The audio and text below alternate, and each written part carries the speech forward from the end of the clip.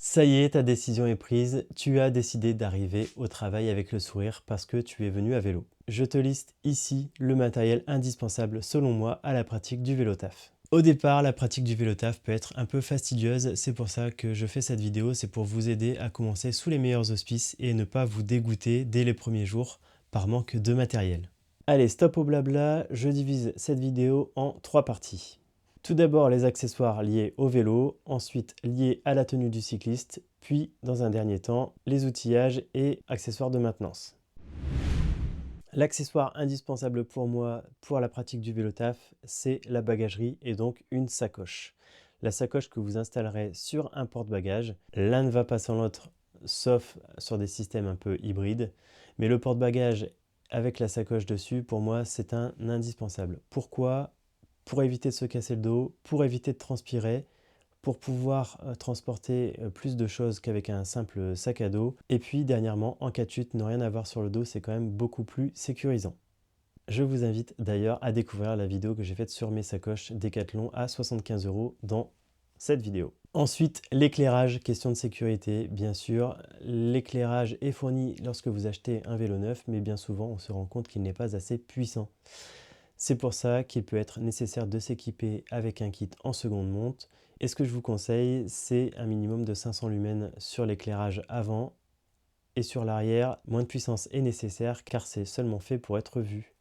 Attention, début 2025, une nouvelle loi est passée. Il est interdit d'utiliser un éclairage clignotant à l'arrière ou à l'avant de votre vélo. Je rappelle que les catadioptres de roues et de pédales sont obligatoires en France. Les catadioptres sont nécessaires pour être vus par les véhicules qui viendraient perpendiculairement à vous.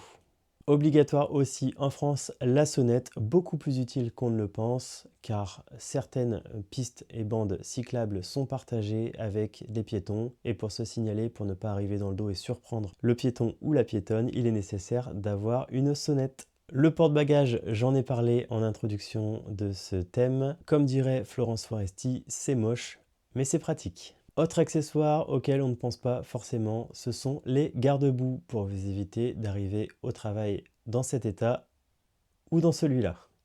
Accessoire un peu plus optionnel, la béquille, tout dépend de là où vous stockez votre vélo au départ et à l'arrivée ou en chemin. Vous pouvez avoir aussi un point d'arrêt en chemin. La béquille c'est pratique mais pas forcément obligatoire. Et puis dernier accessoire qui est indispensable malheureusement, c'est l'antivol. En France, toutes les 90 secondes, un vélo est volé, donc un antivol ou deux n'est pas de trop.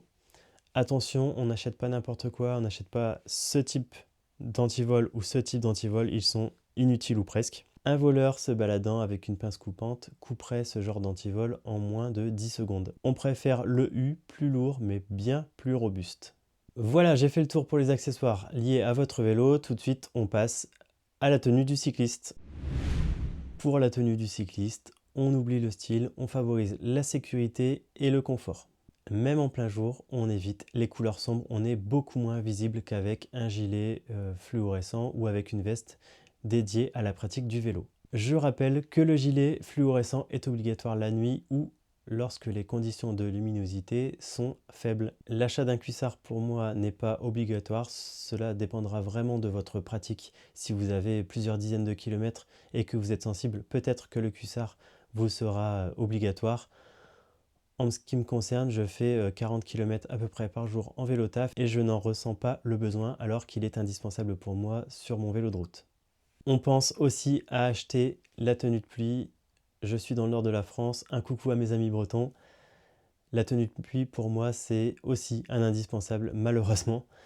Donc on se munit d'une veste, d'un pantalon et aussi de surchaussures si on veut éviter de faire ploc-ploc quand on marche en arrivant au boulot. L'équipement du cycliste rime aussi et surtout avec sécurité.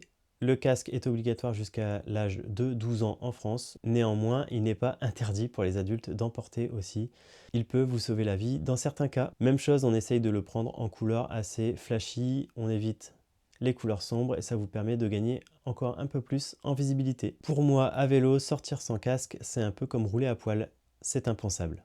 Un accessoire qui peut être vraiment utile, surtout au printemps et en été, ce sont les lunettes. Les lunettes de soleil, bien sûr pour se protéger de la luminosité, mais aussi pour se protéger des insectes. Si vous passez en forêt sur des chemins de halage, vous allez forcément croiser des nuées de moustiques et je vous prie de croire que c'est vraiment très désagréable lorsqu'on se prend un insecte dans l'œil en roulant. Qui dit protection dit aussi gants et ou mitaines selon la saison. En cas de chute, ils viendront protéger vos mains. Il n'est pas nécessaire de rouler vite pour se faire de belles blessures aux mains, donc pensez aux mitaines et aux gants. En hiver, de toute manière, ils seront indispensables. En roulant à 20 km/h pendant quelques kilomètres, je peux vous assurer que vous oublierez vos gants une seule fois et pas deux. Pour les cyclistes qui ont tendance à transpirer ou qui ont une belle distance à faire, on pense aussi aux vêtements de rechange et aux produits d'hygiène. Il existe des produits qui permettent de se rincer et de se nettoyer sans avoir besoin d'eau. Je pense par exemple au dry shower.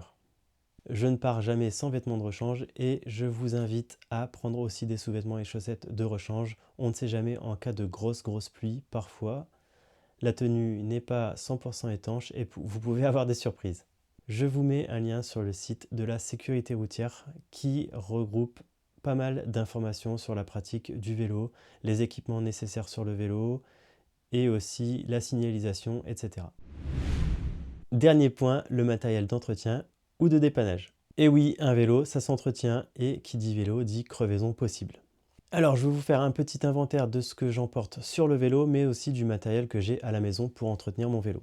Ce que j'emporte de manière systématique sur mon vélo, c'est un multitool. Il permet de démonter à peu près tout et n'importe quoi sur un vélo et bien sûr de le remonter. J'emporte aussi toujours une chambre à air de rechange. Attention d'emporter une chambre à air qui correspond bien à votre pneu avec la bonne valve, la bonne taille. N'hésitez pas à demander à un vendeur ou une vendeuse si vous n'êtes pas sûr de vous.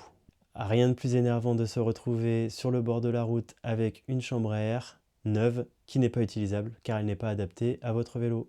Expérience vécue, je peux vous assurer que c'est vraiment rageant.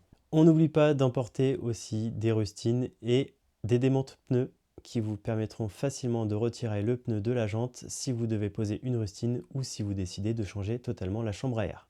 Le choix de la chambre à air est un peu moins écologique si vous n'avez qu'un petit trou, mais si la chambre à air est totalement déchirée, c'est la solution qui vous assure à 100% de repartir en cas de crevaison. Après avoir changé votre chambre à air, vous aurez forcément besoin d'une pompe pour regonfler votre pneu. Alors on emporte une petite pompe avec soi. Bien sûr, on vérifie que la pompe est bien adaptée à la valve de la chambre à air.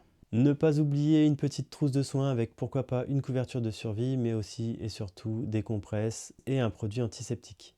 Je vous conseille fortement de faire un point à la maison avant de partir pour savoir si vous n'avez rien oublié en termes d'outils. J'ai découvert sur la route que j'avais besoin d'une clé de 19 pour démonter la roue de mon VAE et donc j'ai dû faire appel à un ami pour venir me dépanner sur le bord de la route car j'étais incapable sans cette clé de démonter la roue.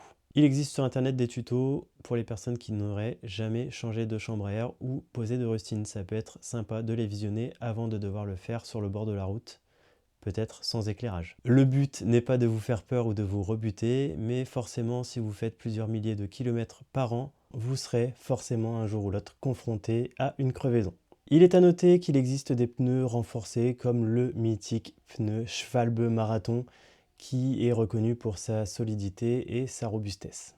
Il existe aussi la solution de la bombe anti-crevaison, mais qui a un avantage, c'est plutôt la rapidité, mais un inconvénient, c'est que déjà, on n'est pas sûr que ça fonctionne à 100%, et d'autre part, votre chambre à air est forcément foutue, c'est-à-dire qu'à l'arrivée, vous devrez changer, c'est une solution de secours pour quelques kilomètres, et ensuite, vous devrez obligatoirement changer de chambre à air, car elle sera pleine de produits.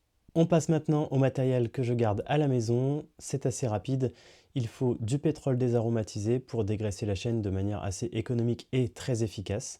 Il faut forcément dégraisser la chaîne avant de la relubrifier. Les poussières s'accumulent selon le type de chemin sur lequel vous pratiquez le vélo taf.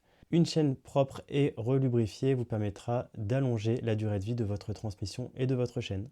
Donc on a parlé du pétrole désaromatisé, du lubrifiant. Il faut aussi un nécessaire de nettoyage si vous voulez garder un vélo propre.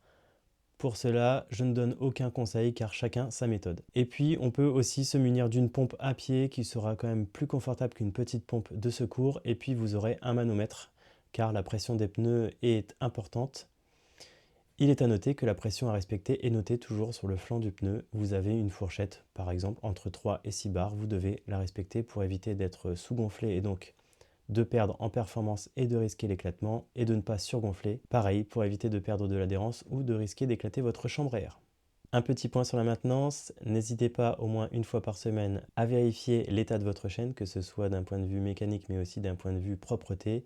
Une chaîne propre permet d'allonger la durée de vie de la transmission et vous permet d'avoir un meilleur passage de vitesse, plus fluide et plus confortable.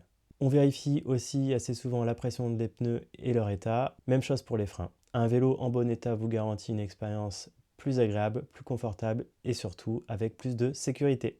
Voilà, cette vidéo est maintenant terminée. J'espère qu'elle vous aura permis d'avoir une vision globale sur le matériel à avoir à la maison, mais aussi à emporter pour une expérience de vélo taf réussie. Si vous êtes débutant dans le vélo taf ou si vous hésitez à vous mettre à cette pratique, n'hésitez pas à visionner les autres vidéos de la chaîne où j'explique comment se mettre au vélo taf sans douleur, ou encore à visionner mes vidéos de test, que ce soit pour les pompes ou les sacoches.